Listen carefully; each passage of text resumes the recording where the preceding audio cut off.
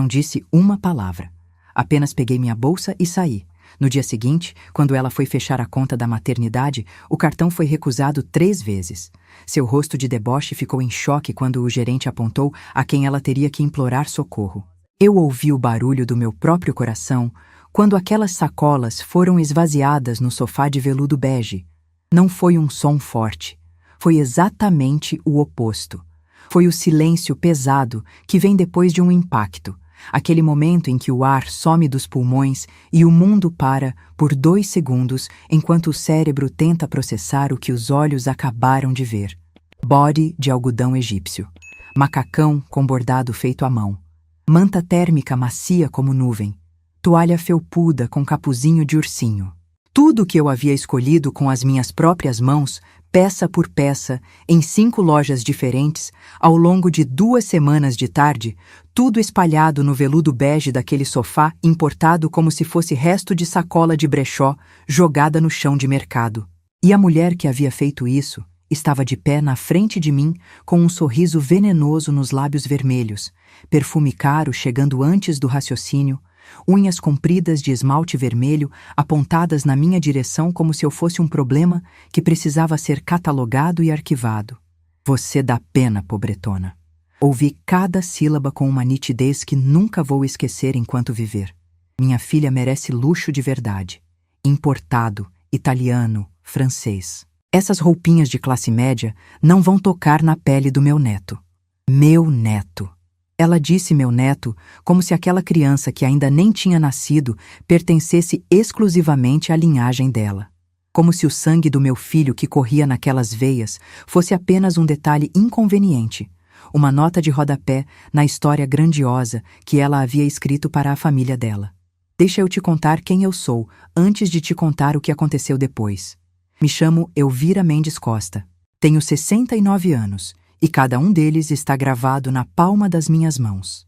Mãos calejadas de quem começou vendendo linha de costura de porta em porta aos 16 anos, num bairro operário de Curitiba, onde as casas eram pequenas, mas as pessoas eram grandes. Mãos que aprenderam a contar dinheiro antes de aprender a economizar, que aprenderam a investir antes de aprender a gastar, que construíram tijolo por tijolo, conta por conta, loja por loja, tudo que tenho hoje sem jamais pedir favor de ninguém que não fosse merecido. Hoje sou dona de 3 lojas de aviamentos e confecções no atacado e de uma distribuidora que abastece 230 clientes fixos entre costureiras, ateliês e pequenas confecções espalhadas pelo Paraná e Santa Catarina. Herdei metade disso com o meu falecido marido, Maurício Costa, que se foi há 14 anos de um infarto súbito numa tarde de terça-feira, enquanto tomava o café da manhã. A outra metade construí sozinha depois que ele se foi, porque parar nunca foi opção. Tenho 2.300.000 depositados no Banco do Brasil, fruto de 40 anos de suor, disciplina e uma virtude que ninguém me ensinou, mas que aprendi cedo. Humildade não é fraqueza. Humildade é estratégia. Moro na mesma casa térrea do bairro Água Verde que comprei há 40 anos. Dirijo um Gol branco de 2018 que está com revisão em dia. Vista-me com roupa confortável, calça de tecido, blusa discreta, sapato de couro com solado baixo. Não uso joia chamativa. Não ando com cartão de visita na mão. Não preciso. Quando as pessoas precisam de mim, elas me encontram. Leandra Fonseca nunca precisou me encontrar. Por isso, ela nunca me viu. Agora deixa eu te contar como aquela tarde de sábado começou. Passei as 2 semanas anteriores pesquisando sobre enxoval de bebê com uma atenção de quem está montando um contrato comercial. Não porque eu não soubesse o que estava fazendo, mas porque queria que fosse perfeito. Fui à loja da mamãe no Batel na segunda-feira. Passei 1 hora com a vendedora examinando bodes de diferentes tecidos. Fui à Boutique Petit no Shopping Pátio Batel na quarta, onde encontrei os macacões com bordado à mão que me encantaram. Na sexta, fui até uma loja especializada em artigos importados no Santa Felicidade, onde comprei as mantas térmicas que vinham embaladas em caixa de presente, cheirando a lavanda. No sábado seguinte, fui em mais 2 lojas, até encontrar as toalhas de banho com capuz de ursinho que eu havia visto numa foto numa revista de maternidade. Gastei R$ 4.000. Não porque 4.000 era tudo que eu podia, mas porque 4.000 era o suficiente para dizer o que eu queria dizer. Eu pensei em você, Nenê. Eu te esperava. Eu te escolhi. Embrulhei tudo com papel de presente branco de gramatura pesada, aquele que não amassa. Coloquei fita de cetim num tom claro, que havia comprado na minha própria loja porque queria que fosse bonito. Dobrei as pontas com capricho como minha mãe me ensinou, aquela dobra de 4 dedos que deixa o canto firme e elegante. Pus as 3 sacolas grandes no banco de trás do Gol e dirigi até o Ecoville numa tarde de sábado com o coração cheio de uma expectativa que eu não conseguia nomear direito. Era a expectativa de ser avó pela primeira vez. Meu único filho, Lucas, 35 anos, contador, havia se casado com Jéssica Fonseca 2 anos antes, numa cerimônia onde eu me sentei na fileira de trás porque a Leandra havia me informado, gentilmente, que a primeira fileira era reservada para a família da noiva e que, como eu era viúva, talvez fosse mais adequado que eu ficasse numa posição mais discreta. Eu havia engolido aquilo em seco. Me sentei na terceira fileira, de tailleur cinza, assistindo meu filho se casar pela lateral, enquanto a mãe da noiva ocupava o centro do palco com um vestido drapeado e uma tiara que brilhava mais que a esperança dos jovens ao altar. Havia engolido muita coisa ao longo desses 2 anos de casamento do Lucas com a Jéssica. Havia engolido os natais sem convite. Os aniversários onde eu ficava sabendo pelo WhatsApp que havia sido uma festa pequena, íntima, família da Jéssica. Havia engolido a vez que a Leandra se referiu a mim como a mãe do Lucas, aquela senhora simples do Água Verde, numa reunião de família onde eu estava presente na mesma sala, a 2 metros de distância, como se eu fosse não apenas invisível, mas também surda. Havia engolido. Sempre engoli, porque Lucas era meu filho e eu o amava mais do que qualquer orgulho que eu pudesse sentir, e porque aprendi cedo que há batalhas que não valem a energia da luta. Mas naquele sábado eu não fui lá para lutar. Fui com 3 sacolas de presente e um coração aberto. Toquei a campainha. A empregada, uma moça jovem, uniforme preto, cabelo preso, olhar ansioso de quem anda na ponta dos pés dentro daquela casa, abriu a porta e me levou até a sala. A sala era grande, decorada com aquela ostentação calculada de quem contratou decorador caro e pediu para parecer revista. Sofá de veludo bege com almofadas bordadas, tapete persa que devia custar o salário anual de um professor, quadros abstratos na parede que custavam mais do que meu primeiro carro, teto com iluminação indireta, vasos de orquídeas brancas em todo canto, daquelas que ficam com suporte especial. Jéssica estava no sofá, barriga de 8 meses bem pronunciada, vestindo roupa de gestante de marca que eu reconheci porque vendia o tecido no atacado. Mexia no celular com aquele olhar vago de quem está presente, mas não está. Quando me viu, deu o sorriso que sempre me dava, educado, correto, vazio de qualquer calor. Oi, Elvira. Não sogra. Não dona Elvira. Elvira. Como se eu fosse uma colega de trabalho distante. Oi, Jéssica. Vim trazer o enxoval do bebê. Escolhi cada peça com carinho. Ela olhou para as sacolas com aquela expressão que eu já conhecia. Aquela mistura de constrangimento e resignação de quem está prestes a ter que administrar uma situação desconfortável. Antes que ela pudesse dizer qualquer coisa, ouviu saltos. Saltos altos, batendo no piso de mármore, com aquela cadência de quem sabe que o barulho dos próprios passos é uma forma de anunciar poder. Cada clique era uma declaração. Eu estou chegando, parem tudo, prestem atenção. Leandra Fonseca entrou na sala como entra quem foi criado, acreditando que as outras pessoas são cenário. 54 anos, loura de salão, aquele louro platinado que precisa de retoque quinzenal e custa o que eu pagava de aluguel nos primeiros anos do negócio. Vestido branco justo, comprimento na altura do joelho, decote discreto mas calculado, unhas vermelhas longas, brincos de brilhante que faiscavam na luz da tarde, e o perfume. Meu Deus, o perfume. Chegou antes dela como uma nuvem densa, adocicado e almiscarado. Enjoativo daquele jeito específico que acontece quando uma fragrância cara é usada em excesso por alguém que aprendeu que quantidade é sinal de qualidade. Aquele perfume ficou na minha roupa por horas depois que saí de lá. Ela olhou para mim, depois para as sacolas. Franziu a testa com aquela expressão de quem encontrou algo inesperado e levemente ofensivo. O que é isso? O tom era o de quem pergunta sobre um inseto na sala. É o enxoval que comprei para o meu neto. Mantive a voz neutra. Aprendi cedo que tom revela fraqueza antes que as palavras revelem intenção. Ela se abaixou, aquela curva calculada de quem faz questão de não amassar o vestido, e abriu a primeira sacola com 2 dedos, os 2 dedos das unhas vermelhas, com o cuidado de quem manuseia algo potencialmente contaminado. Tirou o bode de algodão branco com bordado à mão. Olhou. Virou de um lado, de outro. Depois o colocou de volta na sacola como quem devolve um recibo de compra que não vai usar. Empurrou a sacola em direção a mim com a ponta do sapato. Um gesto tão pequeno, tão casual, tão definitivo na sua crueldade cotidiana. Jéssica, você não vai usar isso. Jéssica abriu a boca. Mãe, deixa a... O olhar da Leandra a cortou no meio da frase como tesoura em fio de costura. Jéssica fechou a boca. Desviou o olhar para o celular. Ficou quieta. Então, Leandra pegou a segunda sacola. E dessa vez, não retirou uma peça. Despejou tudo no sofá, num gesto amplo, os macacões, os bodes, as toalhas, as mantas, o papel de presente amassando, a fita de cetim descaindo, tudo espalhado naquele veludo bege caro como mercadoria de calçada.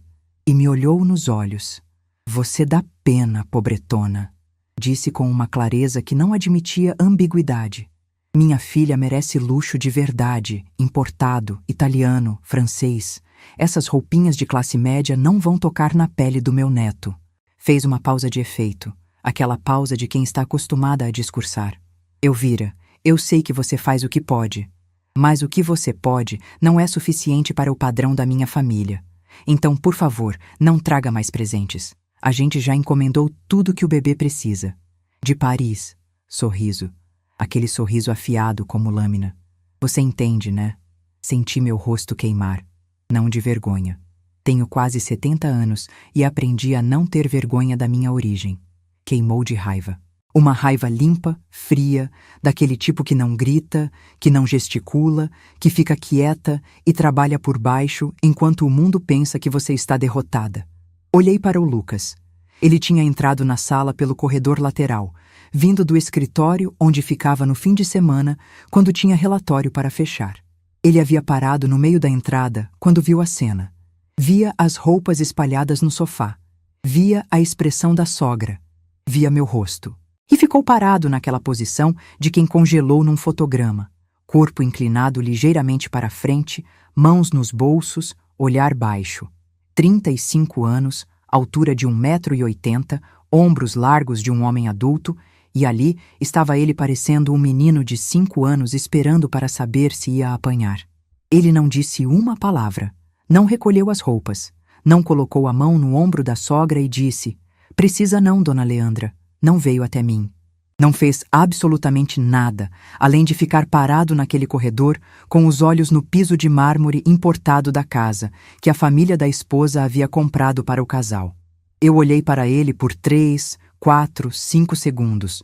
Contei internamente, esperando, dando ao meu filho a chance de ser o homem que eu havia criado. Ele não foi. Naquele momento, algo se assentou dentro de mim com a solidez de uma pedra que cai no fundo de um lago. Não foi decisão dramática. Foi apenas o reconhecimento claro e frio de que aquela situação havia chegado ao ponto em que não havia mais nada a fazer ali dentro daquela sala naquele momento. Olhei para a Leandra uma última vez. Para aquele rosto tenso de procedimento estético, para aquelas unhas que nunca pegaram numa vassoura, ou num ferro de passar, ou numa máquina de costura, para aquela arrogância construída sobre dinheiro do marido e nenhuma obra própria. Depois olhei para a Jéssica, que estudava o celular com a concentração de quem está evitando a realidade. Depois para o Lucas, que continuava com os olhos no chão. Peguei a minha bolsa.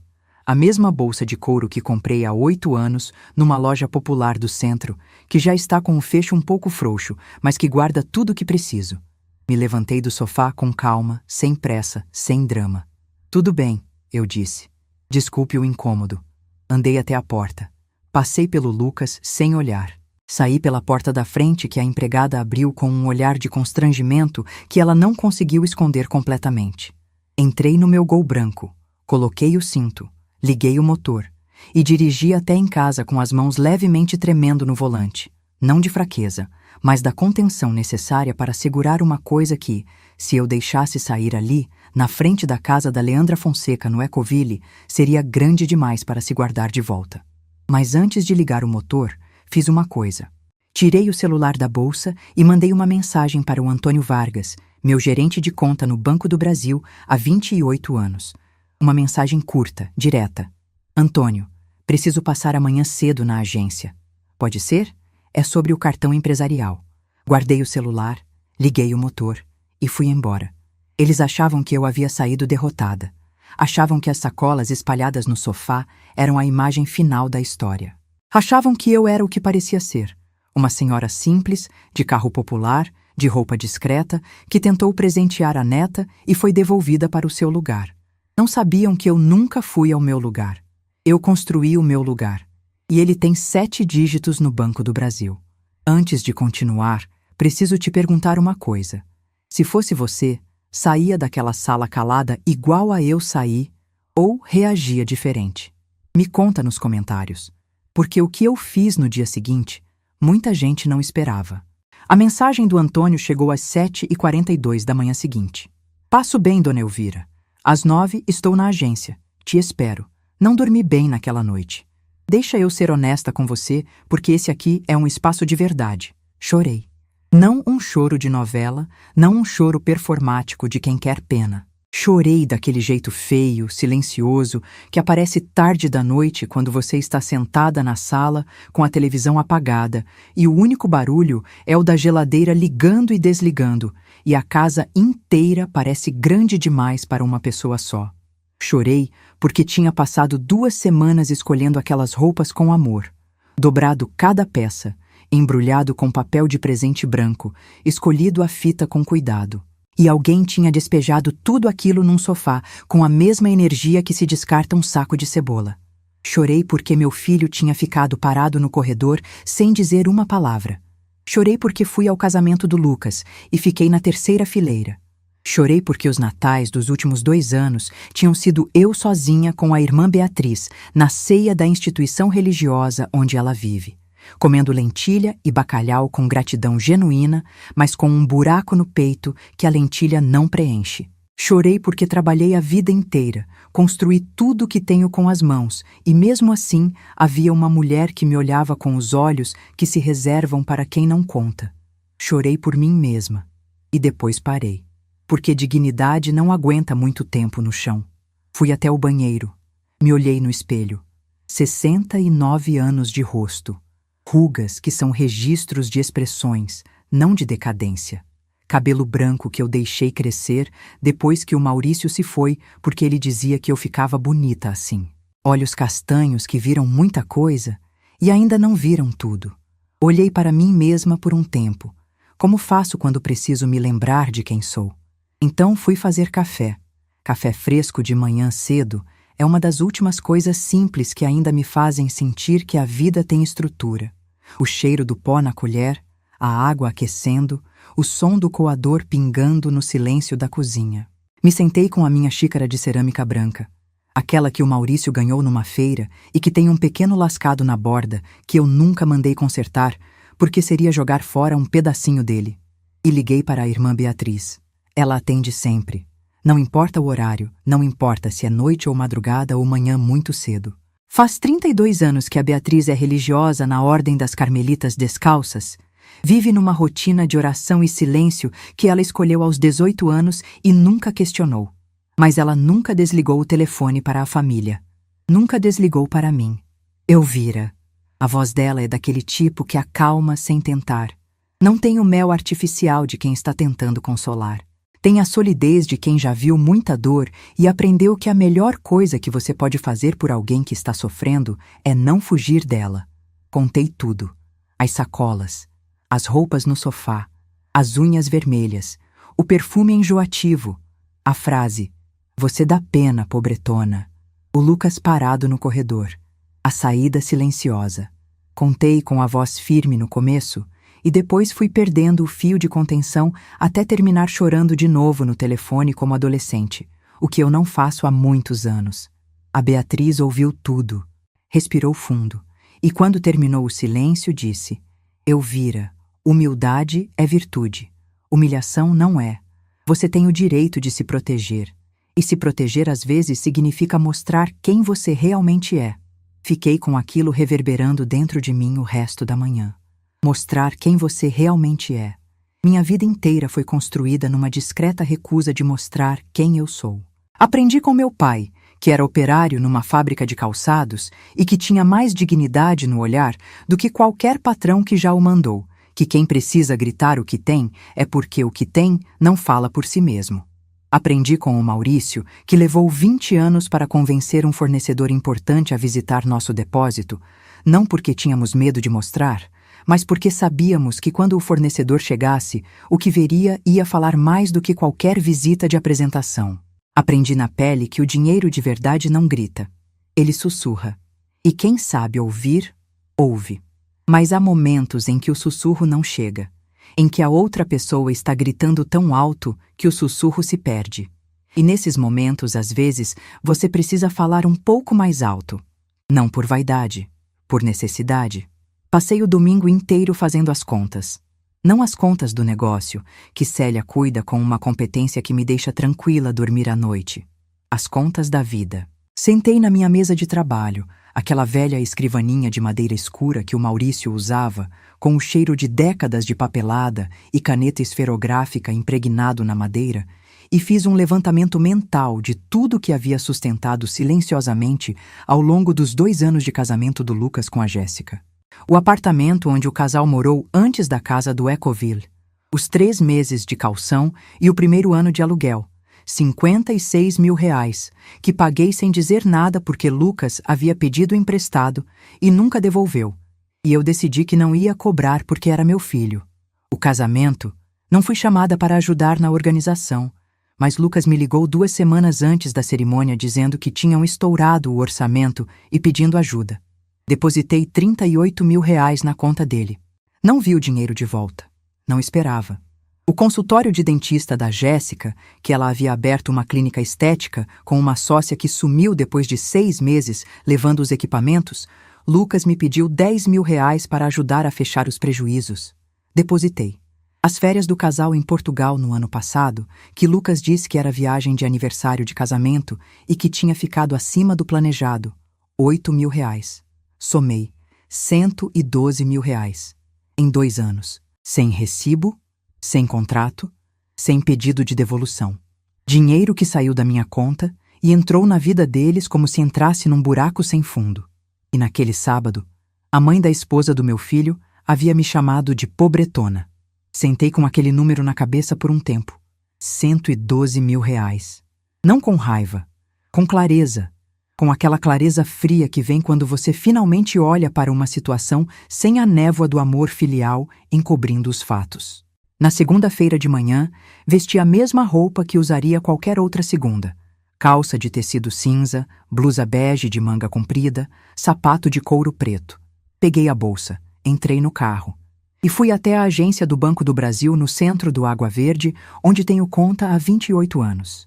Antônio Vargas tem 63 anos, cabelo grisalho penteado para o lado, óculos de aros dourados, paletó cinza que deve ter 3 ou 4 anos, mas está sempre impecavelmente passado. Me conhece desde que eu tinha 41 anos e entrei naquela agência pela primeira vez com um envelope de dinheiro, as economias de anos de trabalho, para abrir a conta que ia financiar a expansão do negócio. Me recebeu naquela época com seriedade profissional e foi ficando ao longo de quase 3 décadas com um respeito que foi crescendo à medida que os números da minha conta foram crescendo. Ele me recebeu com o sorriso largo de sempre, me levou para a sala fechada, ofereceu café. Sentei, cruzei as mãos sobre a bolsa no colo e disse diretamente: Antônio, preciso aumentar o limite do meu cartão empresarial. Pode ser necessário fazer um pagamento grande nos próximos dias. Não dei detalhes. Não precisava. Ele assentiu, digitou no sistema com aquela eficiência de quem fez o mesmo movimento dezenas de milhares de vezes, resolveu a questão em menos de 15 minutos.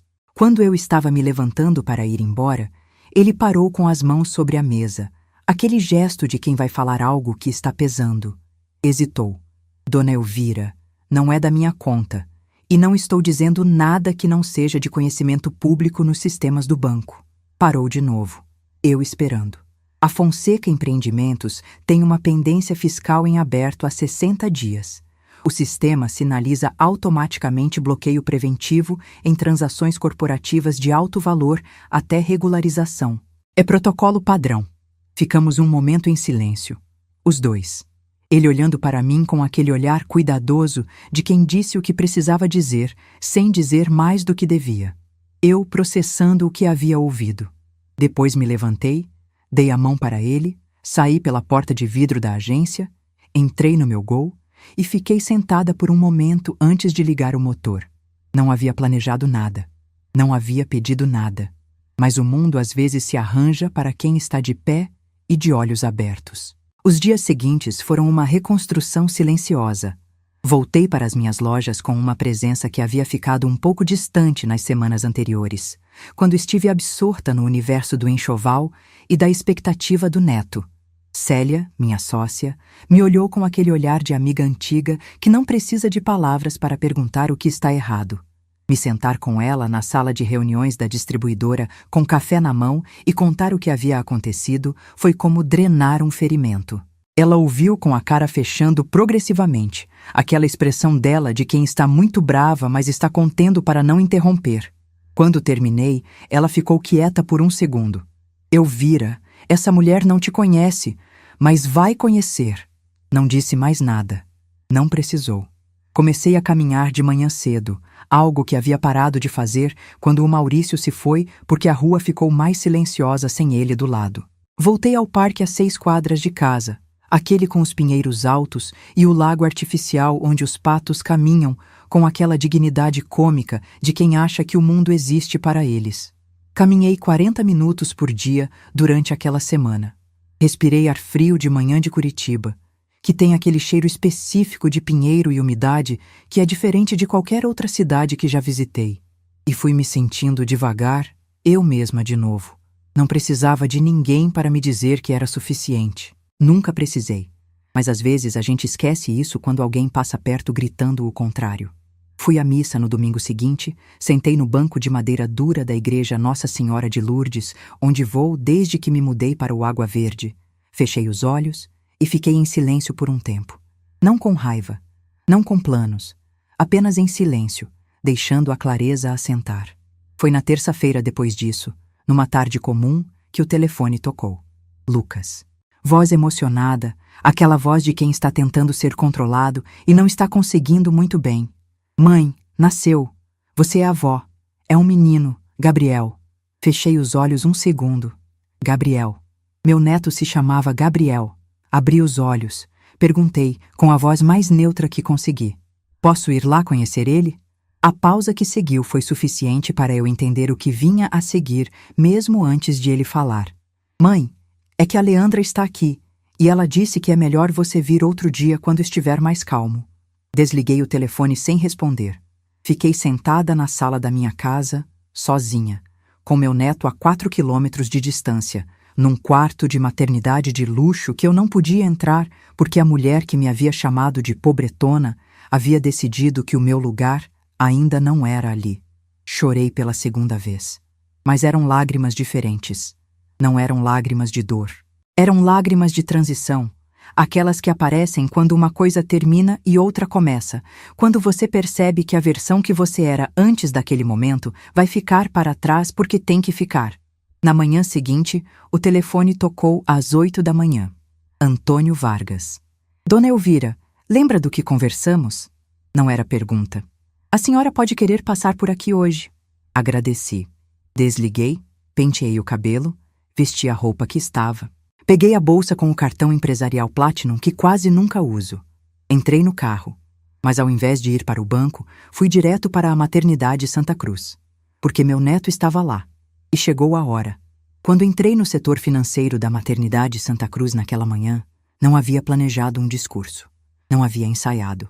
Não havia calculado exatamente o que diria ou faria. O que eu tinha era informação, um cartão de crédito empresarial com limite suficiente e a clareza fria de quem passou 2 noites com os olhos abertos processando as peças de um quebra-cabeça que o mundo havia espalhado na minha frente. Ela estava lá, Leandra Fonseca.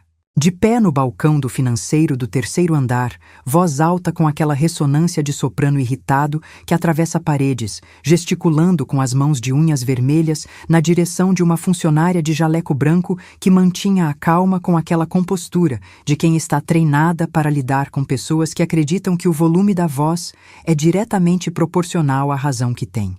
Isso é um absurdo. Vocês vão me processar. Meu marido é empresário. Vocês sabem quem eu sou? A funcionária, plaquinha com o nome Mariana, cabelo preso, olhar sereno como o lago de manhã cedo, repetia com paciência de catequista. Senhora, o cartão foi recusado. Precisamos de outra forma de pagamento para a liberação do quarto. Caminhei até o balcão. Leandra me viu.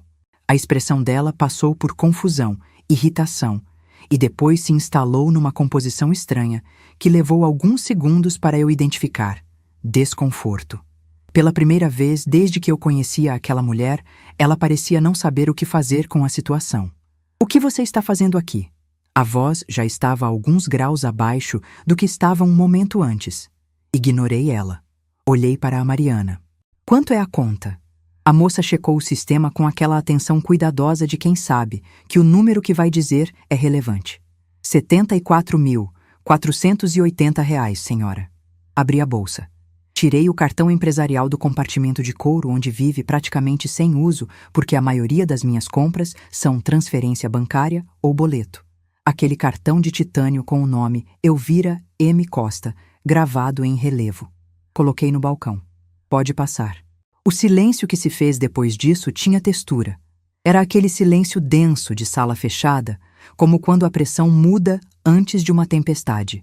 A Mariana pegou o cartão, ligou para a operadora conforme procedimento padrão para valores altos, trocou algumas palavras breves no telefone, digitou os números com atenção. Eu fiquei de pé, bolsa no braço, olhando para o ponto médio acima do monitor da funcionária. Leandra ficou ao meu lado sem falar, sem se mover, com aquela qualidade de presença de quem parou de saber como existir no espaço.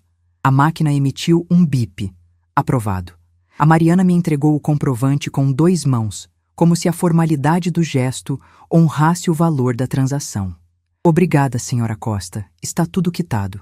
Peguei o papel, dobrei ao meio, coloquei na bolsa com calma. Então olhei para a Leandra, aquela mulher que havia empurrado o enxoval com a ponta do sapato, que havia dito você dá pena, pobretona com a mesma entonação de quem comenta o tempo, que havia me impedido de estar presente quando meu neto nasceu. Olhei para ela com uma calma que não precisei fabricar porque estava ali, instalada em mim desde que o Antônio tinha me dado aquela informação e eu havia entendido que o mundo às vezes resolve seus próprios desequilíbrios, desde que você esteja de pé quando chega a hora. Leandra, eu poderia ter ficado em casa. Poderia ter deixado você resolver isso sozinha. Falei devagar, sem elevar a voz, num tom que estava muito abaixo do dela, mas que ocupava o espaço de uma forma diferente. Mas não fiz isso. Sabe por quê? Ela não respondeu. Os olhos dela estavam arregalados, fixos em mim, com aquela expressão específica de quem está tendo que remontar uma narrativa inteira que achava que sabia de cor. Porque meu neto está nesse hospital. E eu não separo o que é do menino do que é da família dele, mesmo quando essa família ainda não aprendeu a me ver direito. Ela tentou falar. A voz saiu trêmula, fragmentada, sem o suporte que costumava ter. Eu não sabia, interrompi. Não de forma cruel, mas com firmeza. Não sabia porque decidiu que não precisava saber. Decidiu que eu era pobre porque dirijo carro popular e moro em casa simples. Esqueceu de perguntar quem eu era antes de decidir quem eu não era. Virei as costas. Dei 2 passos em direção ao elevador. Parei. Olhei por cima do ombro uma última vez, não com drama, mas porque havia uma última coisa que precisava ser dita. Ah, e Leandra. O enxoval que você recusou? Cada peça foi escolhida a dedo. Custou R$ 4.000. Não porque eu não podia pagar mais, mas porque preço não define amor. Fiz uma pausa. Você vai aprender isso um dia, espero. Entrei no elevador. Subi para o quarto onde estava meu neto. Mas não foi ali que a história teve o seu verdadeiro ponto de virada. O momento em que tudo ficou claro de verdade veio 2 semanas depois, numa noite de terça que parecia absolutamente comum até não ser mais. Eu estava na sala, depois do jantar, ouvindo uma série de áudios de WhatsApp que havia deixado acumular durante o dia, mensagens de fornecedores, clientes, a Célia com um relatório de estoque. Quando cheguei no último áudio da lista, percebi que não era para mim. Era uma mensagem encaminhada pelo Lucas, sem querer. Uma dessas que chegam quando alguém clica no contato errado no celular. O áudio tinha 47 segundos. Reconheci a voz da Leandra nos primeiros 3. Não vou reproduzir palavra por palavra o que ela disse, mas o resumo é este. Ela estava falando com alguém.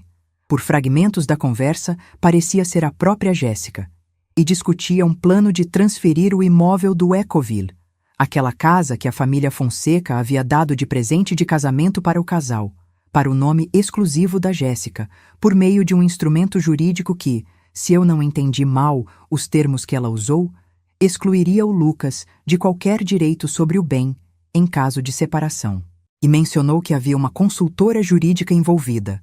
E mencionou que isso precisava acontecer antes do registro de nascimento do Gabriel, que estava marcado para a semana seguinte. Fiquei com o celular na mão por um longo momento. Repliquei o áudio 3 vezes. Depois fui até a escrivaninha do Maurício, sentei e fiquei olhando para a parede por alguns minutos com aquela concentração de quem está catalogando informações antes de decidir o próximo passo. Não era raiva o que eu sentia. Era algo mais frio do que isso. Era o reconhecimento de que a humilhação do enxoval havia sido apenas a superfície de algo que ia mais fundo. Que Leandra Fonseca não era apenas uma mulher arrogante que havia desprezado a minha origem. Ela era alguém que estava, de forma ativa e calculada, trabalhando para garantir que meu filho, o pai do meu neto, ficasse em posição de vulnerabilidade dentro do próprio casamento. E que meu filho não sabia. Liguei para a Beatriz naquela mesma noite. Contei o áudio. Ela ouviu em silêncio. Quando terminei, disse apenas: Elvira, você precisa de um advogado e precisa falar com o Lucas. Respondi: ainda não. Primeiro preciso entender o que estou enfrentando. Ela não discutiu. Nunca discute quando eu tomo uma decisão no tom que tomei. Na manhã seguinte, liguei para a Célia. Preciso do nome do advogado que você usou no caso do fornecedor do ano passado. Ela me deu o número em 30 segundos. Marque uma consulta para aquela tarde. O escritório do Dr. Fernando Bastos ficava num prédio comercial no Batel, 8º andar, com aquela vista de Curitiba que parece mais arrumada de cima do que de perto. Ele me recebeu com a seriedade de quem cobra bem pelos serviços, mas entrega o que promete. Expliquei a situação, o áudio, os termos que havia ouvido, minha preocupação com os direitos do meu filho sobre o imóvel. Ele ouviu, fez perguntas objetivas, tomou notas numa caderneta de capa dura. Depois me olhou sobre os óculos e disse: Dona Elvira, o que a senhora descreveu, se estiver configurado da forma como ouviu, pode caracterizar um instrumento prejudicial aos interesses do seu filho no patrimônio conjugal. Preciso ver o áudio e, se possível, identificar o instrumento jurídico que está sendo usado. Combinamos de nos encontrar novamente 2 dias depois. Mas antes de chegar lá, fui verificar algo que havia ficado no fundo da minha cabeça desde a conversa com o Antônio. A pendência fiscal da Fonseca Empreendimentos. Não precisei fazer nada ilegal para descobrir o que havia ali. A informação estava disponível nos sistemas públicos de consulta de débitos tributários. Sentei no computador da distribuidora com a Célia ao meu lado e abrimos o portal da Receita Federal. A Fonseca Empreendimentos tinha um débito em aberto de R$ 342 mil em tributos federais, mais uma notificação de autuação do exercício anterior que estava em fase de contestação administrativa. O bloqueio preventivo que o Antônio havia mencionado era real. Qualquer transação bancária de alto valor da empresa ficaria sinalizada pelo sistema até a regularização da pendência. Célia me olhou. Elvira, você sabia disso? Respondi. Sabia que havia algo. Não sabia o tamanho. Ela ficou quieta por um momento. Então, quando ela tentou pagar a maternidade com o cartão corporativo, completei. O sistema bloqueou automaticamente. Não foi acidente. Foi protocolo. Fechei o computador. Fiquei sentada um momento pensando naquilo. A mulher que havia me chamado de pobretona, que havia encomendado enxoval de Paris para o neto, que morava numa mansão no Ecoville, estava com o cartão da empresa bloqueado por uma pendência tributária de R$342 mil. O dinheiro que ela exibia não era dela. Era montagem. Não era informação para usar como arma, era informação para entender o terreno. Porque quando você sabe em que chão está pisando, você sabe onde colocar o pé. Voltei ao doutor. Fernando Bastos com o áudio e com a informação da consulta pública. Ele ouviu tudo, fez mais perguntas, consultou a legislação em tempo real no computador. Ao final da reunião, me deu um panorama. O instrumento que a Leandra estava tentando usar para blindar o imóvel em nome da Jéssica era um instrumento legítimo, mas tinha condições de aplicação específicas. Se o imóvel havia sido dado como presente de casamento para o casal, a tentativa de transferência unilateral para nome exclusivo da esposa, sem o consentimento do marido, poderia ser contestada. O seu filho precisa ser informado, dona Elvira. E precisa agir se quiser proteger seus direitos. Eu posso ajudá-lo se ele quiser. Perguntei. Quanto tempo tínhamos antes do registro de nascimento do Gabriel, que era quando a Leandra havia mencionado que precisava estar resolvido. Ele consultou o áudio de novo.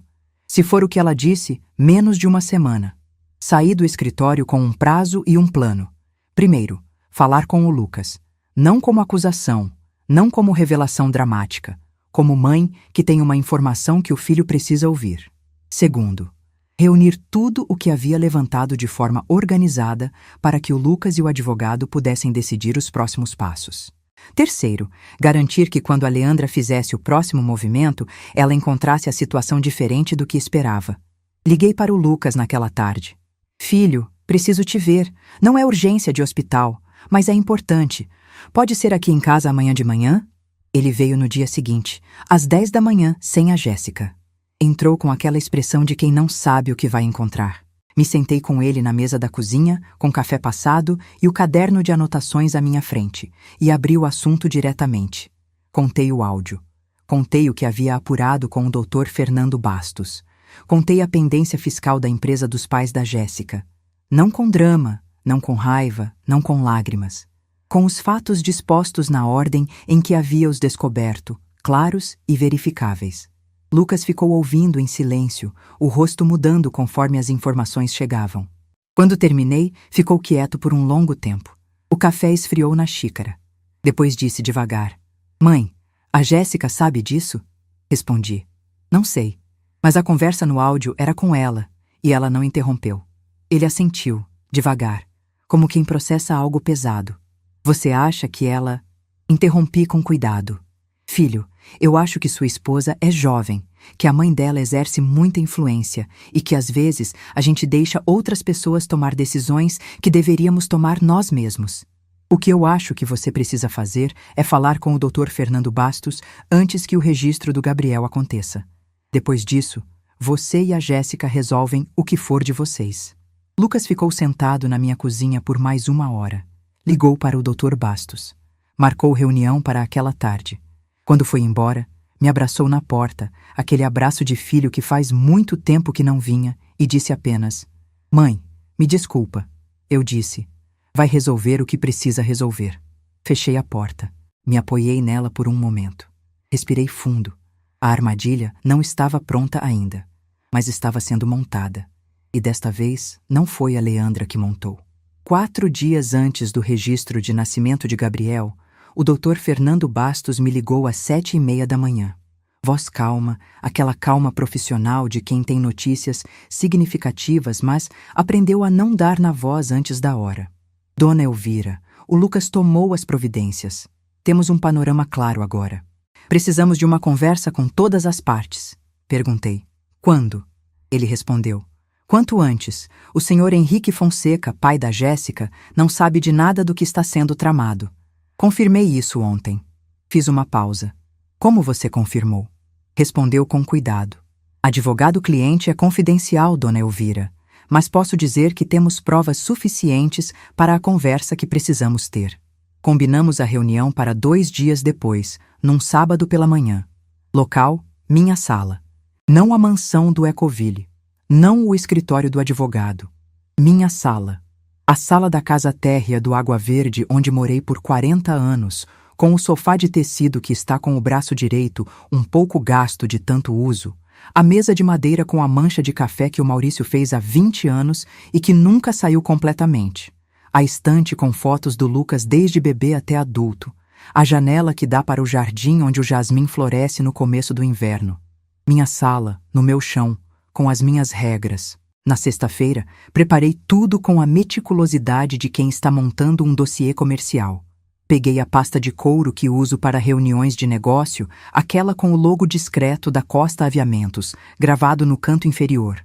Dentro, cópias dos comprovantes de transferência dos R$112 mil que havia enviado ao Lucas ao longo de 2 anos, organizados por data e valor.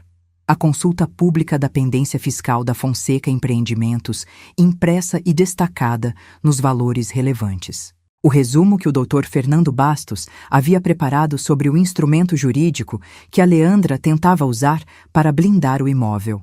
E uma última folha que eu havia preparado sozinha naquela madrugada, com os números simples e diretos da minha situação financeira.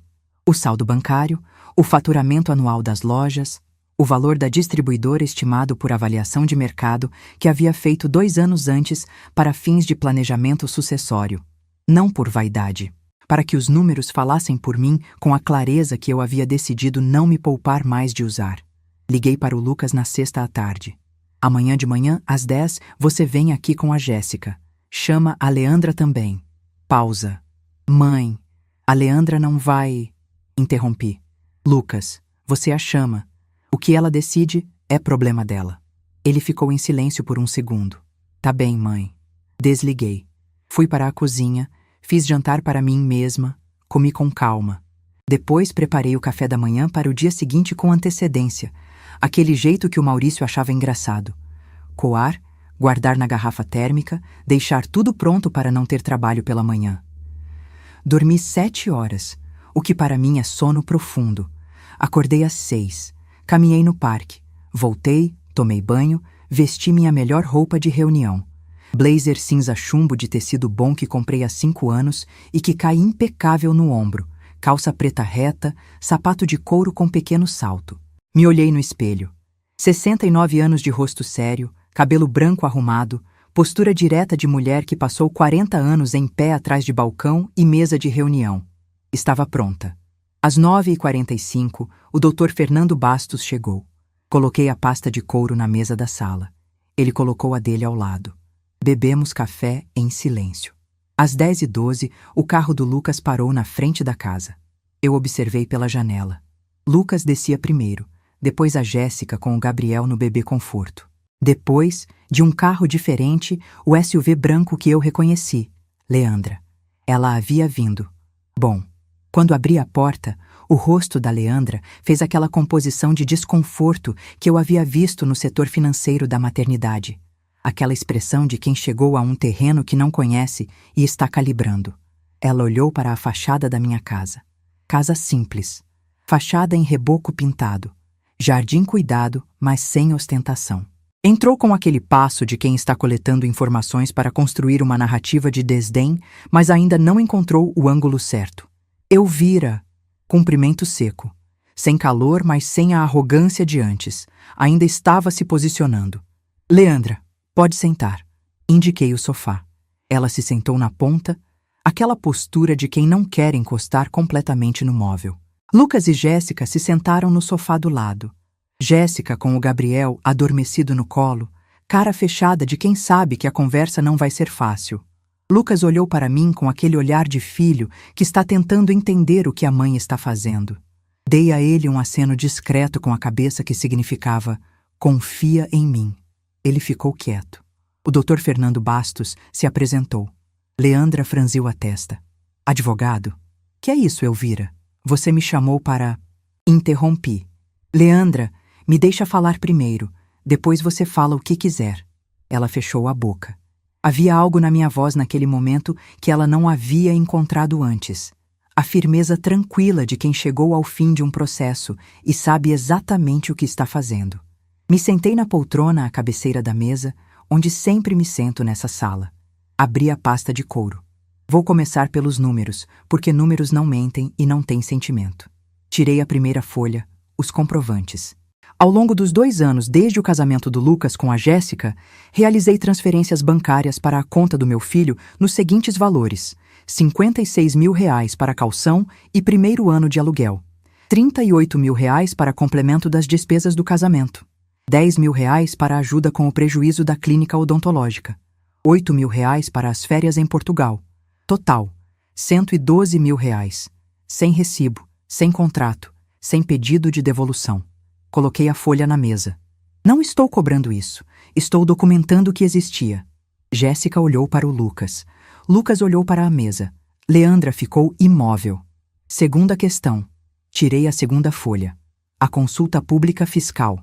A Fonseca Empreendimentos tem uma pendência tributária em aberto de R$342 mil. Mais uma autuação em fase de contestação. Isso é informação pública, disponível em portal federal. É por isso que o cartão da empresa foi recusado na maternidade naquele dia. Coloquei na mesa. Não estou usando isso contra ninguém. Estou colocando no contexto do que vou dizer a seguir. Leandra começou a dizer algo. Levantei a mão, um gesto breve, mas definitivo. Ainda não terminei. Terceira questão. Tirei a folha com o resumo do Dr. Bastos.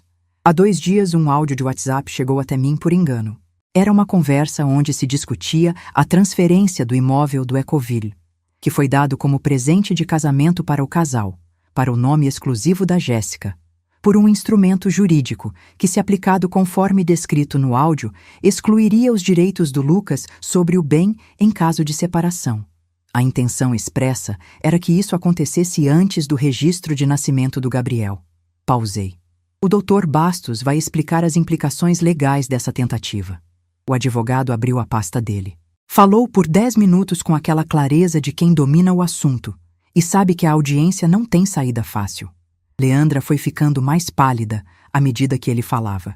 Jéssica começou a chorar silenciosamente, as lágrimas descendo pelo rosto enquanto ela olhava para o bebê adormecido no colo, como se estivesse pedindo perdão para ele antes de poder pedir para os outros. Lucas ficou de rosto fechado, aquele fechado específico de quem está absorvendo uma informação que muda a estrutura de algo que achava que sabia. Quando o Dr. Bastos terminou, o silêncio na sala tinha uma qualidade física. O cheiro de café frio na garrafa térmica, o som distante de um carro na rua lá fora, a respiração irregular da Jéssica. Leandra tentou se recuperar. Elvira, você não entendeu o que estava acontecendo. Aquilo era uma conversa inicial. Nada estava decidido. Eu estava apenas... Interrompi. Leandra, eu entendo exatamente o que estava acontecendo. Entendo porque passei a vida toda num negócio onde as decisões têm consequências reais e onde ignorância não é defesa. Fiz uma pausa. Mas não vim aqui para destruir ninguém. Vim aqui para que as coisas fiquem claras. Me levantei. Tirei a última folha da pasta. Os números da minha situação financeira. Quando você me chamou de pobretona na frente da minha nora grávida, você tomou uma decisão baseada em uma hipótese que não verificou. Decidiu que eu era pobre porque meu carro é popular e minha casa é simples.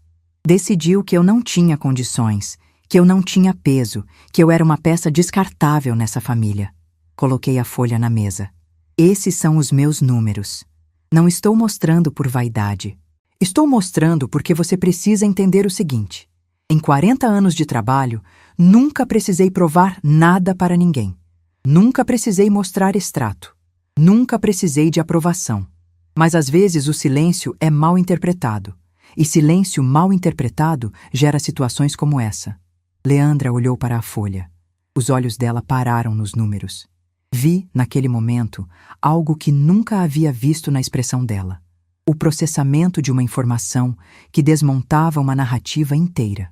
Eu paguei a conta da maternidade do Gabriel porque meu neto estava lá e eu não separo o amor do filho das dificuldades da família.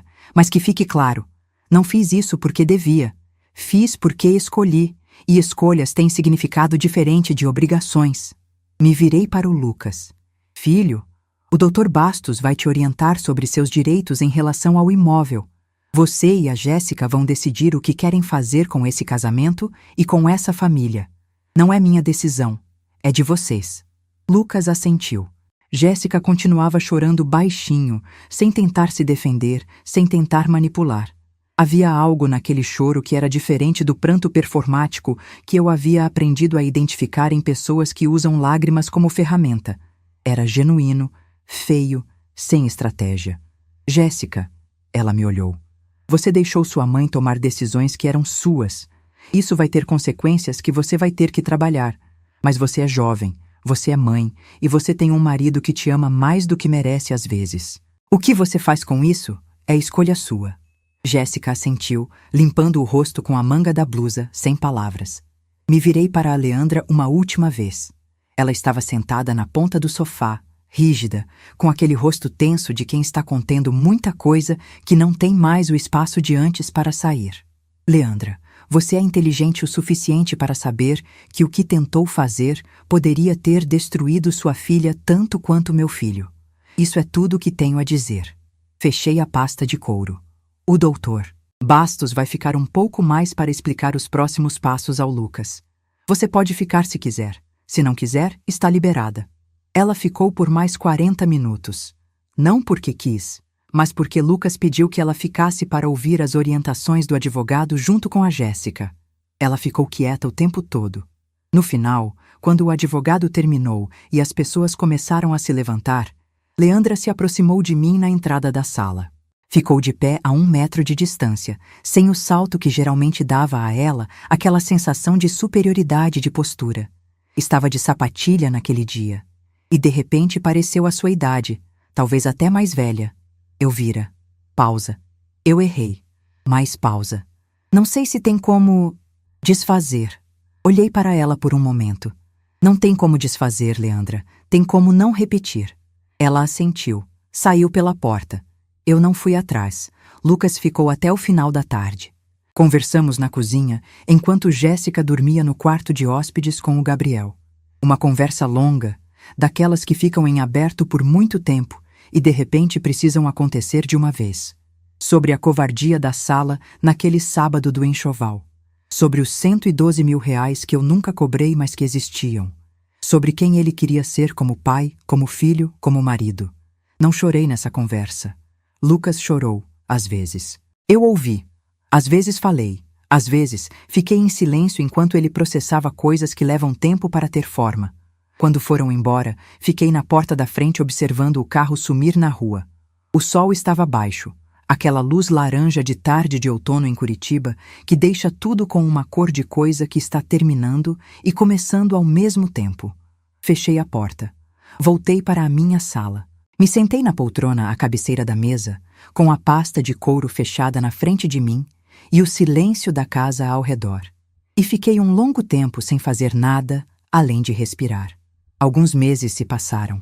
A Fonseca Empreendimentos regularizou a pendência tributária. Ouvi isso pelo Dr. Bastos em conversa lateral, sem detalhes, porque não era informação que eu havia pedido e ele me deu apenas o suficiente para saber que o assunto havia sido resolvido sem desdobramentos maiores para a família. O instrumento que Leandra tentava usar para blindar o imóvel foi abandonado. O imóvel do Ecoville continua no nome do casal, onde sempre deveria ter ficado.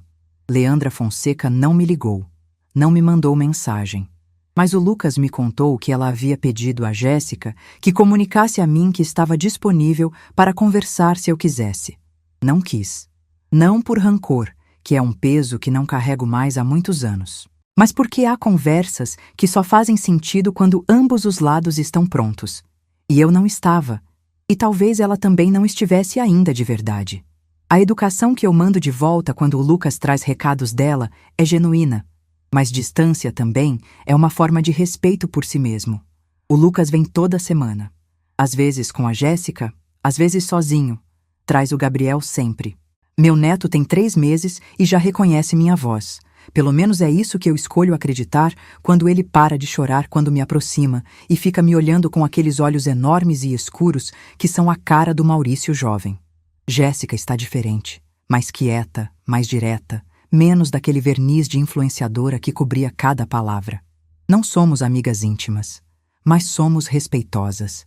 É o começo de alguma coisa que pode se tornar mais com o tempo, se ambas quisermos. O enxoval que eu comprei está sendo usado. Jéssica me pediu as peças de volta, disse que queria que o Gabriel vestisse o que a avó havia escolhido com amor. Devolvi tudo sem cerimônia, sem comentário. Porque sim, era sobre ele. Sempre foi. Lucas me pediu desculpas formalmente numa tarde de sábado na minha cozinha, sentado na mesma cadeira onde sempre se sentou desde criança, com o café na frente e as palavras escolhidas, com o cuidado de quem sabe que uma desculpa que não custou nada não vale nada. Ele disse: "Mãe, eu fiquei parado naquele corredor. Eu vi e não fiz nada. Não tem justificativa que preste." Ouvi até o fim. Depois disse: "Lucas, você é meu filho e eu te amo. Mas o homem que você vai ser de agora em diante é mais importante do que o homem que você foi naquele sábado. Usa isso como régua." Ele assentiu. Ficamos em silêncio por um momento. Depois aqueci o café e mudamos de assunto. Não aceitei o Lucas de volta como se nada tivesse acontecido. Aceito ele como filho, com tudo o que isso significa, incluindo a decepção e a reparação. Mas não fingi que aquela tarde não existiu, porque fingir seria desonrar a própria dor, e minha dor sempre foi honesta. A irmã Beatriz veio me visitar no mês passado. Ficou 2 dias, dormiu no quarto de hóspedes, comemos junto, rezamos juntas na minha sala numa manhã fria de domingo, com a luz entrando pela janela do jardim. Na tarde do segundo dia, sentadas com chá na varanda, ela disse: "Elvira, você saiu desse ano diferente." Perguntei: "Melhor ou pior?" Ela pensou por um momento. "Mais inteira." Gostei dessa palavra. Inteira. Não vencedora, não vingada, não superior. Inteira. Porque é isso que essa história foi no fundo, quando tiro a camada da humilhação e da injustiça e do dinheiro e dos documentos legais. Foi uma história sobre me recusar a me fragmentar para caber num espaço que alguém havia decidido que era meu. Fui a vida inteira a mulher que trabalhava, a mulher que construía, a mulher que sustentava em silêncio, a mulher que engolia em seco porque o amor e a família valiam mais que o orgulho. E tudo isso é verdade. Continuará sendo verdade. Mas há uma linha. E quando alguém pisa nessa linha com a arrogância de quem acha que você não vai notar ou não vai reagir, a resposta não precisa ser raiva. Pode ser simplesmente clareza. Clareza fria, documentada, irrefutável. A clareza de quem passou 40 anos aprendendo que o dinheiro de verdade não grita, que o poder de verdade não precisa de plateia, e que dignidade não é o que você exibe para os outros verem. É o que você protege quando acha que ninguém está olhando. Vivo meus dias com a mesma simplicidade de sempre. Acordo cedo, caminho no parque, tomo café na xícara com um lascado na borda. Vou às lojas, converso com a Célia, cuido do que é meu com o cuidado de quem sabe o valor do que tem, porque lembrou de onde veio para ter. Visito a Beatriz uma vez por mês, recebo o Lucas e o Gabriel uma vez por semana. E nas noites mais quietas, quando a sala está em silêncio e a única luz é a do abajur de canto, pego a foto do Maurício que fica na prateleira da estante e fico um momento com ela na mão. Não de tristeza, de gratidão. Por tudo que construímos juntos. Por tudo que continuei construindo depois que ele se foi. Por nunca ter deixado o tamanho da minha conta bancária definir o tamanho da minha dignidade, mas também por nunca ter deixado a minha dignidade ser pisoteada por quem confundiu humildade com fraqueza. Dignidade não se compra, mas às vezes precisa ser paga. E quando precisa, eu pago, sem piscar. Se essa história chegou até você, é porque ela era para chegar. Compartilha com alguém que precisa lembrar que humildade não é fraqueza. Se inscreve no canal e clica na próxima história que está aparecendo na tela agora, porque ela é ainda mais forte do que essa.